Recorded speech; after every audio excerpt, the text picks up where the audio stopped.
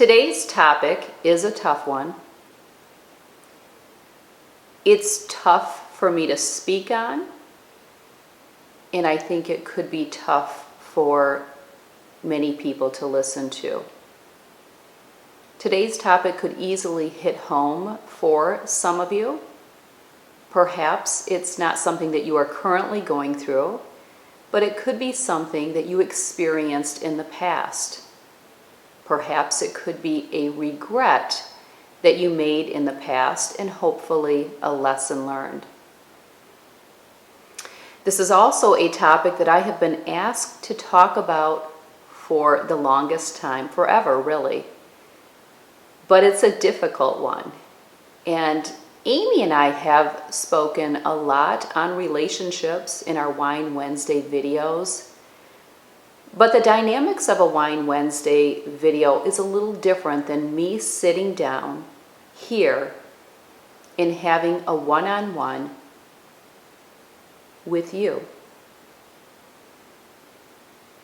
What I would like to talk about today is, when do you call it quits in that relationship that you are in that is no longer serving you? I'm not talking about marriage here because I believe that dating and being in a relationship prior to marriage is different than being in a relationship where two people are married to one another. When you are dating, I believe there are options. I believe this is a time in your life when you are paying close attention to what works for you and what doesn't work for you. You still need to be a team, but this is more of a growing and learning process.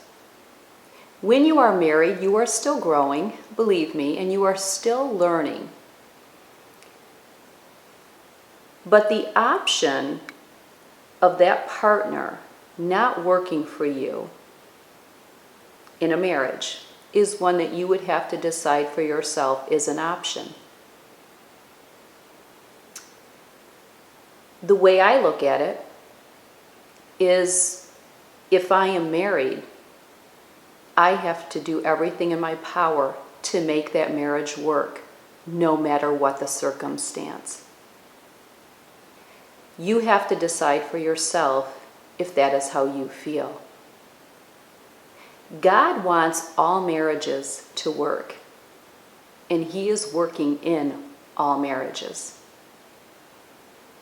Sometimes we will hear people say that, well, this marriage wasn't meant to be.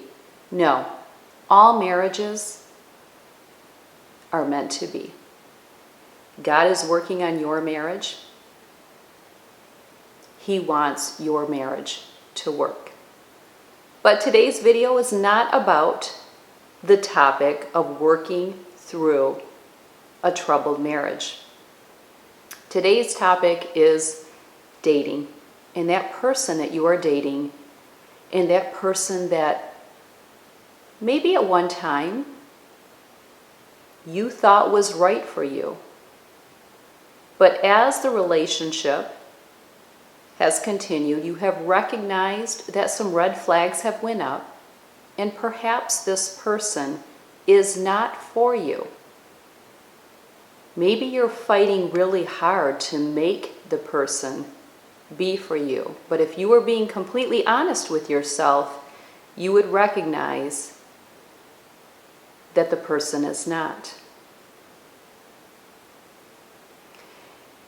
One thing that I've learned throughout life, and if you are young, you may not be there yet, but you will find this out when you're my age, is we cannot change people. People are who they are, whether you like it or not. Now, people can make some modifications. They can change their attitude at times. They can make some character differences. But all in all, we pretty much are who we are. You are who you are. Your partner that you are dating is who he or she is. And when relationships have trouble, often it's not so much an issue. Often it's more of a personality difference, maybe attitude differences, maybe your goals are different. In the future, I could do a video on things to look for in a prospective future spouse. I'd love to do a video on that. But today is really about having the courage to step away from that relationship that is no longer working. When you are dating, it shouldn't be that much work. There really shouldn't be much fighting because you're not married yet. You're not doing the things that married people do. Raising a family, managing a home, divvying up the chores, paying bills, hustling here and there with all of the kids. If you can't get along when you're dating, explain to me how you're going to get along when you're doing all that. I'm going to share something with you after almost 27 years of marriage. When you're in a relationship, there's peaks and there's valleys. There's white and there's black, and there's a lot in between, the gray area. So we have our peaks and we have our valleys and we have the gray. I'd be curious to know where you would like your relationship to spend most of its time. And I would imagine a lot of you want it to be in the peaks. But I'm going to share a little secret with you after almost 27 years of marriage. The gray area is a beautiful place to be. You see, if your relationship is either peaks and valleys, when it's good, it's really good. But when it's bad, it's really bad. And there's not a lot of that in between. You have to ask yourself if that's working. Because in a real relationship, you will have your peaks. Boy, will you have your peaks. And you'll have your valleys. But you won't have a ton of peaks. And you won't have a ton of valleys. You will spend almost all of your time in the gray. That's reality. And gray is a beautiful place to be. Because in the gray area, it's easy. It's pretty effortless. Where the work comes in, often with the peaks there's work, because we're going out of our way to heighten something, whether it's a trip, anniversary, vacation, whatever it may be. And in the valley, down in the valley, it's work, right? It's work because you have to climb your way out and you have to work together and you have to communicate, you have to compromise. You have to have compassion for one another. But in reality, in true committed relationships, we really spend most of our time in the gray. And it's really a nice place to be. It really is. I can tell you that. I'm not 5 years in. I'm 5 kids in 27 years. And we've had our peaks and valleys. And when we were dating, it was a lot of peaks. Because what would put you in a valley, right? So if you're dating someone and it's only peaks and valleys and you just can't get in the gray area, that may be a sign. That may be a sign. Often those can be toxic. If it's all black or all white, sometimes there's a lot of toxicity in that relationship. You have to decide for yourself. But if you are dating someone And it's so much work to make the relationship good. Might I encourage you to sit back and pause and say, is this really healthy? What is this relationship going to be like in a year? What is this relationship going to be like in 5 years? What is this relationship going to be like when kids are in the picture, in bills, in chores, in responsibilities, in a home? What is this partner going to be like? If your relationship causes you a lot of stress, no. Not during the dating years. No. If there is a lot of conflict, a lot of war of words, a lot of going back and forth and getting nowhere, are you being honest with yourself on whether or not this relationship is working? Are you trying so hard and getting nowhere? Are you a dog chasing its tail, a hamster spinning its wheel? Getting out of a relationship is difficult and it's painful. But we don't grow and we don't learn when things are good and when everything is going right. Growth takes place in the difficult seasons of our life, and you should expect difficulty even once you're married.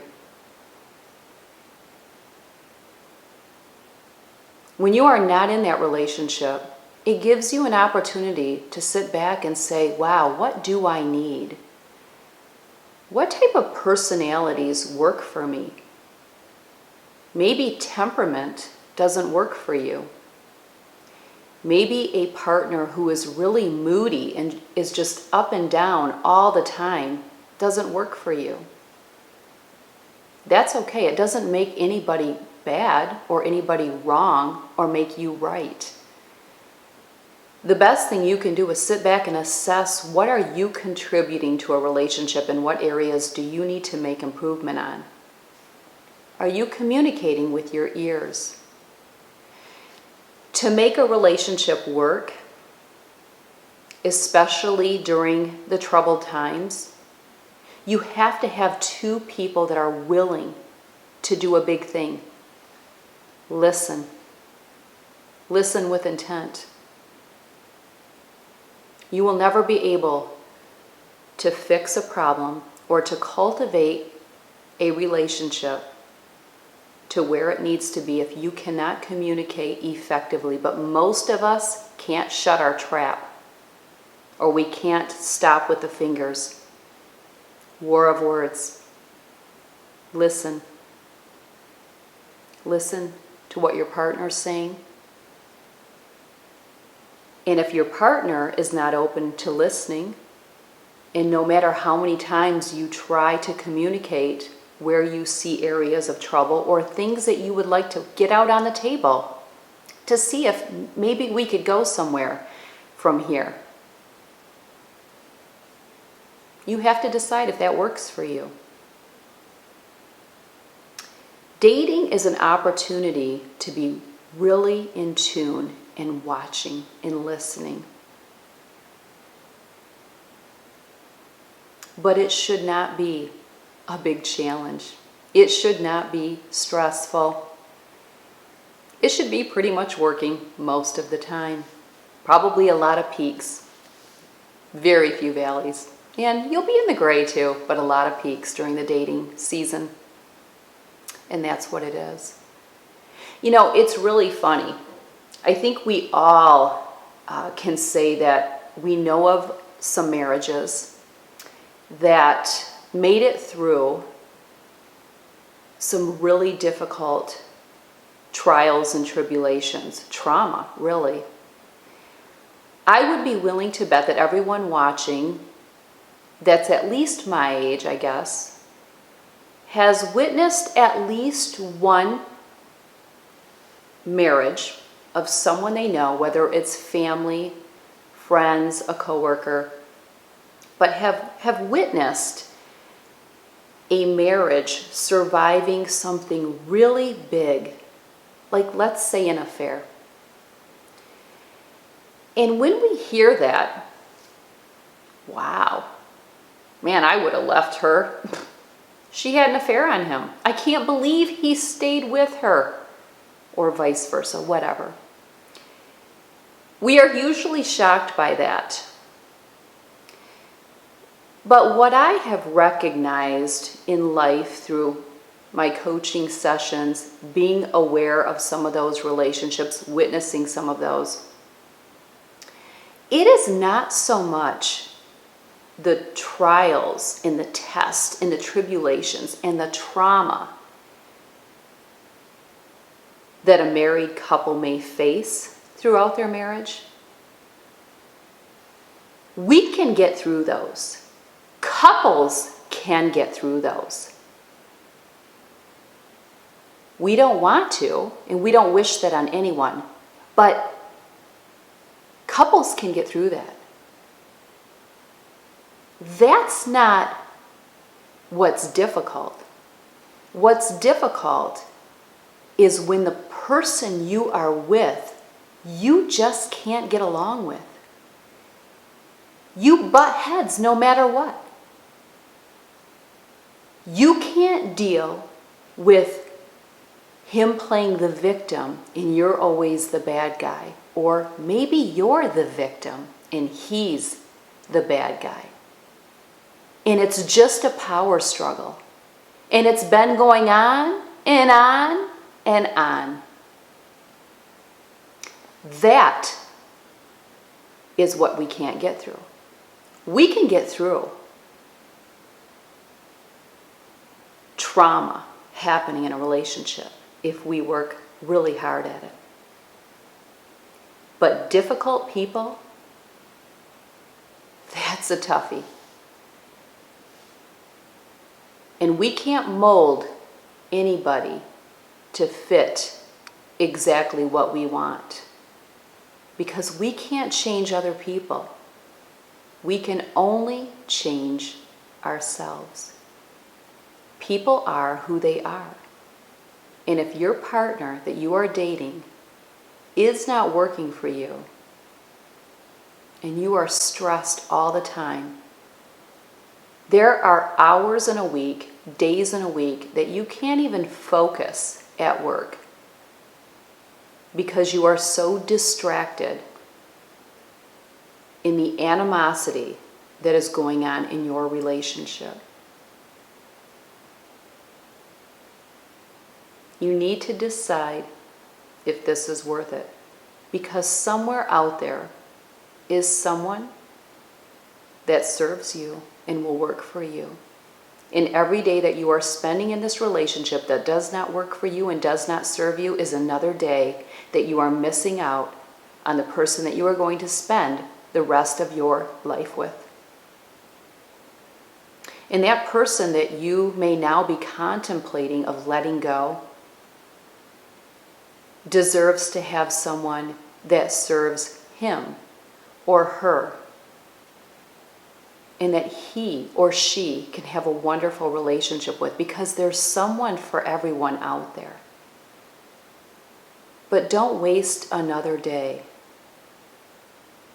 if this relationship is going nowhere. There's somebody waiting for you. I promise you. I promise you. It's going to hurt. It's going to be painful. But I encourage you to take this time, recognize whether you feel this relationship can work or whether you need to step away. Allow yourself to go through the pain and the process and the prayer that will be required to get you through, and do it. It will hurt for some time, but it will get easier. It really will, I promise you.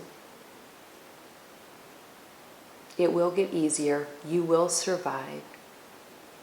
And someday you will be thankful for that decision. And you will meet the person that you were meant to be with. Thank you for watching. As always, comments, suggestions are welcome. If this touched you today and you can resonate, just know that when you're my age, we've all faced this and we've survived. And those were opportunities to learn and grow. And it's part of who we are today. So, all right, take care. I will see you soon in the next video. Love to all of you. All right. Tough love, I know. All right, see you soon.